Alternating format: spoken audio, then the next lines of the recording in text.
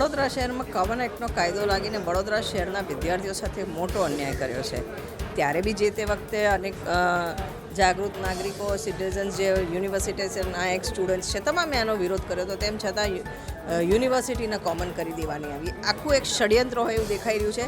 કારણ કે જેવી કોમન યુનિવર્સિટી આવી, આપ જોશો કે કોમર્સમાં અત્યારે જે વિદ્યાર્થીઓને એડમિશન મળ્યા, આઉટસાઇડના વિદ્યાર્થી 43% ને MSUના વિદ્યાર્થી 50, વડોદરાના લોકલ વિદ્યાર્થીઓ 58%.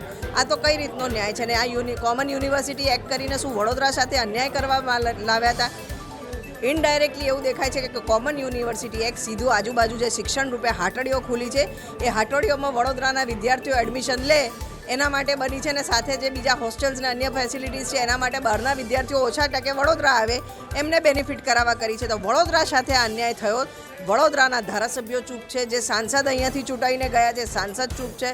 વડોદરાના હિત માટે કોઈ અત્યારે અવાજ નથી ઉઠાવી. ત્યારે આજે વડોદરા સિટીઝન્સ ફોરમના મારફતે અમે આજે અહીંયા આવેદનપત્ર આપ્યું છે ને 40% ઉપર તમામ વિદ્યાર્થીઓને એડમિશન મળે એ ડિમાન્ડની સાથે આવ્યા છે. ને આ કોમન યુનિવર્સિટી એક્ટનો જે કાળો કાયદો વડોદરામાં MSU પર નાખવામાં આવ્યો છે એ પાછો ખેંચવાની ડિમાન્ડ છે. આજે વડોદરા સિનિયર સિટીઝન ફોરમ દ્વારા જે આવેદનપત્ર આપવામાં આવ્યું છે તેમાં તેમની મુખ્ય માગણી એ છે કે આર્ટ્સ, કોમર્સ તથા સાયન્સ વિદ્યાર્થીઓમાં 40% સુધી વડોદરા જિલ્લાના તમામ વિદ્યાર્થીઓને પ્રવેશ આપવામાં આવે.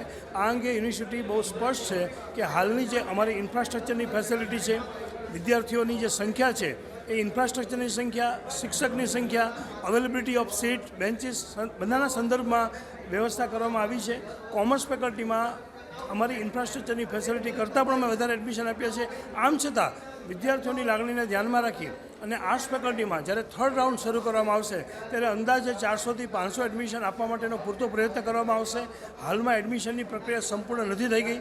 જ્યારે કમ્પાર્ટમેન્ટ એક્ઝામ આવશે ત્યારે આર્ટ્સ ફેકલ્ટીમાં પણ અન્ય ફરી વખત એડમિશનનો રાઉન્ડ શરૂ થશે ત્યારે દરેક વિદ્યાર્થીને સમાવવા માટે પ્રયત્ન કરવામાં આવશે. અત્યારે એક એવું અશક્ય છે એટલા માટે કે ભૂતકાળમાં 40% એડમિશન મળતું હતું એટલે અત્યારે પણ મળે એવું શક્ય એટલા માટે ન બને કે ભૂતકાળમાં 10 વર્ષ પહેલાં વડોદરા જિલ્લામાં ટોટલ વિદ્યાર્થીની સંખ્યા, ટોટલ સ્કૂલની સંખ્યા, છેલ્લા 5 વર્ષમાં સ્કૂલની સંખ્યા વધી છે, વિદ્યાર્થીઓની સંખ્યા વધી છે, પરંતુ અમારી જે ઇન્ટેક કેપેસિટી હોય છે, વિદ્યાર્થીને સમાવવાની જગ્યા, એ મર્યાદિત હોય છે અને એમાં અમે સરકારના નિયમોથી બંધાયેલા હોય છે.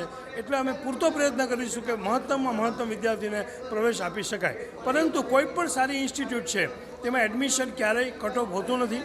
આપણી ટેકનોલોજી ફેકલ્ટી છે એમાં પણ સેન્ટ્રલાઇઝ એડમિશન છે તો 90% એડમિશન રખતા હોય છે. એટલે કોઈપણ સંસ્થાના વિકાસ માટે IIT, IIM, NIT કોઈ પણ સંસ્થાઓમાં ક્યારેય દરેકને પ્રવેશ મળે એવું લગભગ બનતું હોતું નથી. हमसे जुड़े रहने के लिए हमारे YouTube चैनल को सब्सक्राइब करें और नई वीडियो की नोटिफिकेशन के लिए बेल आइकॉन को दबाएं.